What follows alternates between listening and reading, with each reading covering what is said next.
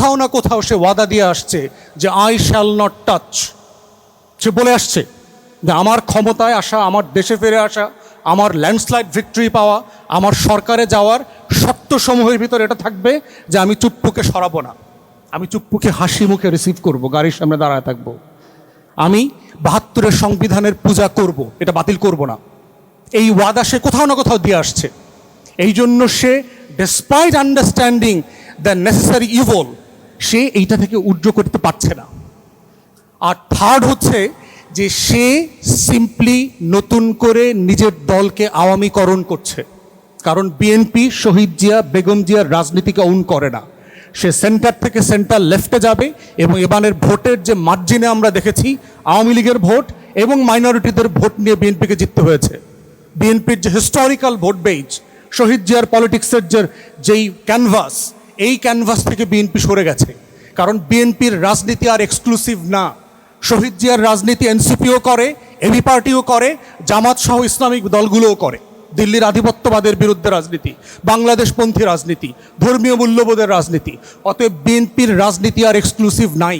For the first time BNP সাংগঠনিকভাবে চ্যালেঞ্জের মধ্যে ছিল, কিন্তু বিএনপির রাজনীতি কখনো এই কমপ্লেক্স সিচুয়েশনের মধ্যে যায় নাই। অতএব সে বুঝতে পারছে আওয়ামী ভোটার ব্যাংকটাকে অ্যাবজর্ভ করা ছাড়া তার ফিউচার পলিটিক্স নাই। অতএব এই পলিটিক্সকে সে কীভাবে অ্যাবজর্ভ করবে? ৭২-এর সংবিধান রেখে, কাঠামো রেখে, চুপ্পুকে রেখে, এবং যেটা সে ভোটে সাকসেসফুলি করেছে। কিন্তু দিন শেষে হবে কি, এইটা তাকে রেজাল্ট দেবে না। শহীদ জিয়া এই খেলাটা খেলেছিলেন, শেখ হাসিনাকে ফিরায় নিয়ে আসছিলেন, আওয়ামী লীগের ৪ টুকরা আওয়ামী লীগকে ৭৯-তে নির্বাচন করতে দিছিলেন, সংসদে পুনর্বাসন করছিলেন। এরশাদের মতো একটা কুলাঙ্গার মুক্তিযোদ্ধা না, পাকিস্তানের স্ট্যান্ডার্ড সোলজার ছিল, তাকে সেনাপ্রধান করেছিলেন। Despite all the request from different quarters তাকে সেনাপ্রধান করা উচিত না, তারপরও করেছিলেন। এবং এটার জন্য তাকে চরম জীবন দিয়ে মাসুল দিতে হয়েছে। বাংলাদেশের অনলি সাকসেসফুল স্টেটসম্যান, তাকে চরম মূল্য দিতে হয়েছে আওয়ামী লীগ প্রশ্ন ডিল করতে না পারার কারণে, ৭২-এর সংবিধান, শেখ হাসিনা এবং ভারতের আধিপত্যবাদের প্রশ্ন ডিল করতে না পারার কারণে। এবং আজকেও দেখতে পাচ্ছি এই একই বিএনপি এক্স্যাক্টলি সেম ভুলগুলা প্রিম্যাচিউরলি করছে প্রত্যেকটা ইস্যুতে। এবং এই যে প্রিম্যাচিউর বার্থ যেটা হবে প্রিম্যাচিউর বিহেভিয়ারের কারণে, এইটা আপনার জন্য আপনি নিতে পারবেন না। It would be so much for you to take.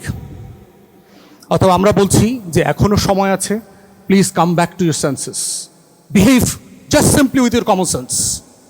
যে আল্লাহর ওয়াস্তে দেশটাকে অস্থিতিশীল করিয়েন না। 111-এর মতো ডিফারেন্ট কোনো সেট আপের কাছে বাংলাদেশটা বেঁচে দিয়েন না। আমরা এই জাতি 55 বছর পরে আমরা একটা স্টেবল, সেফ অ্যান্ড সিকিউর দেশ দেখতে চাই, যেখানে এভরিবডি প্লেস দেয়ার ক্রিটিক্যাল রোল, এবং সেইটার সুযোগ এখনও আছে। তাই দয়া করে যেভাবে স্বাক্ষর করেছেন জুলাই জাতীয় সনদ, সেইটা বাস্তবায়ন করেন, সকল দলকে নিয়ে করেন। এর থেকে প্রেসিং ইস্যু আছে, ইরান যুদ্ধ, economic disaster, foreign reserve crisis, তেল, গ্যাস, জ্বালানি সংকট, গণপরিবহন, হাজারটা সমস্যা আছে। Let us work together for all those issues. যে বিষয়টাতে আমরা সবাই একমত হয়ে গেছি, এটার পিছনে আর সময় নষ্ট করিয়েন না আল্লাহর ওয়াস্তে। এটা বাস্তবায়ন করেন, আসেন অন্য বিষয়গুলো নিয়ে আমরা কাজ করি, এবং সেটাই হচ্ছে আগামী দিনের ওয়ে ফরওয়ার্ড। বিএনপির এই জুলাই জাতীয় সনদ নিয়ে হীনমন্যতার জায়গাটা কোথায়, এবং বারবার তারা কেন এই হীনমন্যতার মধ্যে পড়ছে? আমরা এর আগে বলেছি যে দেখেন, আমাদের মুক্তির লড়াই যেটা হয়েছে ৭১-এ, সেখানে আমাদের ঘোষণাপত্রে যেই বাংলাদেশের কথা বলা ছিল, সেই বাংলাদেশটাকে নিজ হাতে হত্যা করেছিল যাকে সামনে রেখে সেই যুদ্ধটা হয়েছিল, শেখ মুজিবুর রহমান। সালাউদ্দিন কাদের চৌধুরী তার দলের এমপি ছিলেন, অনেক বছরের বড় নেতা ছিলেন। তার মৃত্যুতে, তার ফাঁসিতে একটা শোক প্রস্তাব পর্যন্ত বিএনপি নিতে পারে নাই। সমালোচনা করা তো দূরের কথা, এত লেভেলের হীনমন্যতা। আমার লানের ফ্রেন্ড এখানে আছে, শিশির, এই মামলার সাথে জড়িত ছিল। সে জানে যে বিএনপিকে হাত পাও ধরা হয়েছে সালাউদ্দিন কাদের চৌধুরীর ব্যাপারে স্টেটমেন্ট দেওয়ার জন্য, তারা দিতে রাজি হয়নি। তার এই পলিটিক্যাল ইনফিরিয়রিটি কমপ্লেক্স যেটা তার মাঝে কাজ করে প্রচণ্ড রকমভাবে। তারপরে দেখেন ৯০-এর ফ্রেমওয়ার্কের, ৯০-এ কনস্টিটিউশনালের সংবিধানের বাইরে গিয়ে শাহাবুদ্দিনকে এনে নির্বাচন করিয়ে এই যে একটা এক্সট্রা কনস্টিটিউশনাল রিয়ালিটিতে তাকে ক্ষমতায় আনা হয়েছে, তার বেনিফিশিয়ারি তো বিএনপি ছিল। বিএনপি কোনোদিন এই বিষয়টাকে অন করেছে? যে আমাদের এই যে 3 জোটের ফ্রেমওয়ার্কের যে ন্যাশনাল প্লেস ছিল, ওয়াদা ছিল, সেটাকে আমাকে বাস্তবায়ন করতে হবে, সেটা করে নাই। আওয়ামী লীগ তো করেই নেই, তারপরে কথা। তারপরে দেখেন তার আর একটা হীনমন্যতার প্রশ্ন, কেয়ারটেকারের প্রশ্ন যখন আসছে, দেখেন যে পলিটিক্যাল কোয়েশ্চেনকে কিভাবে পলিটিক্যালি ডিল না করে সংবিধানের দোহাই দিয়ে সে কিভাবে তার নিজের বিপদ ডেকে এনেছিল। তখনকার প্রধানমন্ত্রী মরহুমা বেগম জিয়ার একটা বিখ্যাত স্টেটমেন্ট আছে যে পাগল আর শিশু ছাড়া কোনো নিরপেক্ষ ব্যক্তি নাই। অর্থাৎ নিরপেক্ষ ব্যক্তি না থাকলে নিরপেক্ষ তত্ত্বাবধায়ক সরকার ব্যবস্থা কিভাবে চালু হবে, এটা তো প্র্যাকটিক্যালি পসিবল না। তারপরে হচ্ছে সংবিধানে তো এই ধরনের প্রভিশন নাই। সারা দুনিয়াতে পৃথিবীতে সব সময় নির্বাচিত সরকারি নির্বাচন আয়োজন করে, অথচ তার কয়েক বছর আগে মাত্র এই কথাগুলো যখন সে বলছে 93, 94, 95 সালে, সে নিজে কিন্তু এইরকম একটা নিরপেক্ষ তত্ত্বাবধায়ক সরকার ব্যবস্থা, যেটা সংবিধানে ছিল না, তার ফ্রেমে নির্বাচিত হয়ে 91-তে ক্ষমতায় আসছে। তাহলে যেই প্রসেসের সে বেনিফিশিয়ারি, সেই প্রসেসকে সে স্বীকার করে না, ওন করে না, এবং পাবলিকলি সংবিধানের দোহাই দিকে হিউমিলিয়েট করে। এই কালচার বিএনপির ভিতরে ইনগ্রেইন্ড হয়ে আছে এবং রিপিটেডলি সেইটা করে গেছে আমাদের পলিটিক্যাল হিস্ট্রিতে। এবং এইটা আমরা এতবার দেখেছি যে মনে হচ্ছে যে বিএনপি মানে অ্যাডিক্টেড হয়ে গেছে একই কাজটা, একই ভুলটা সে বারবার করতে। আমরা সুধীজন যারা আছে, এই যে ফাহিম ভাই সাক্ষী, আমি ফাহিম ভাইকে বলেছি বিএনপি এই সনদ বাস্তবায়ন করবে না। জিজ্ঞেস করেন, নির্বাচনের আগে বলেছি।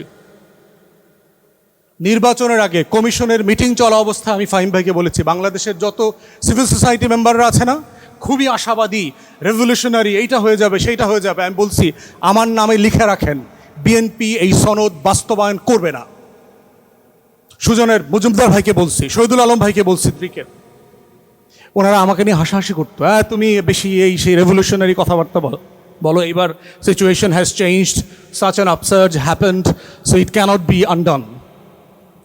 কিন্তু বাস্তবে তাই হচ্ছে, কারণ আমি এই পার্টির নেতাদের ডিএনএ আমার কাছে খুব পরিষ্কার, হিস্টোরিক্যাল ডিএনএ, এবং তারা এই ধরনের জাতির সাথে বিট্রেয়াল নতুন করে নাই, বারবার করেছে, পলিটিক্যাল হিস্ট্রিতে আছে এটার মধ্যে।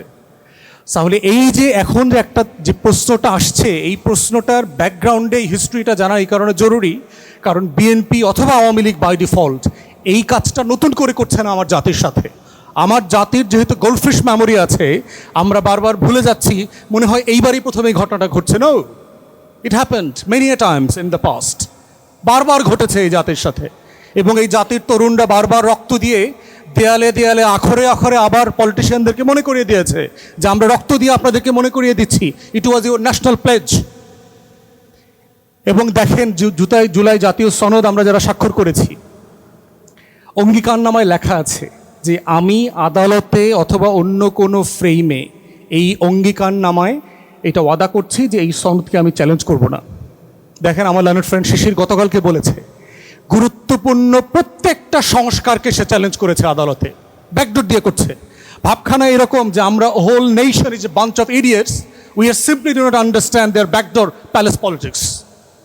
আমরা কেউ কিছু বুঝতে পারছি না। না আমরা তো কিছু করি নাই। আরে ভাই, কে মামলা করতেছে, কোন চেম্বারে মিটিং হইতেছে, কোন স্ট্যান্ডিং কমিটির মেম্বার কি লেখা দিতেছে, এগুলো সবই তো আমরা জানি। আমরা চাইল্ড ডাল সিদ্ধ করে খাই না? তাহলে এই যে রিপিটেডলি আপনি একটা ন্যাশনাল প্লেজ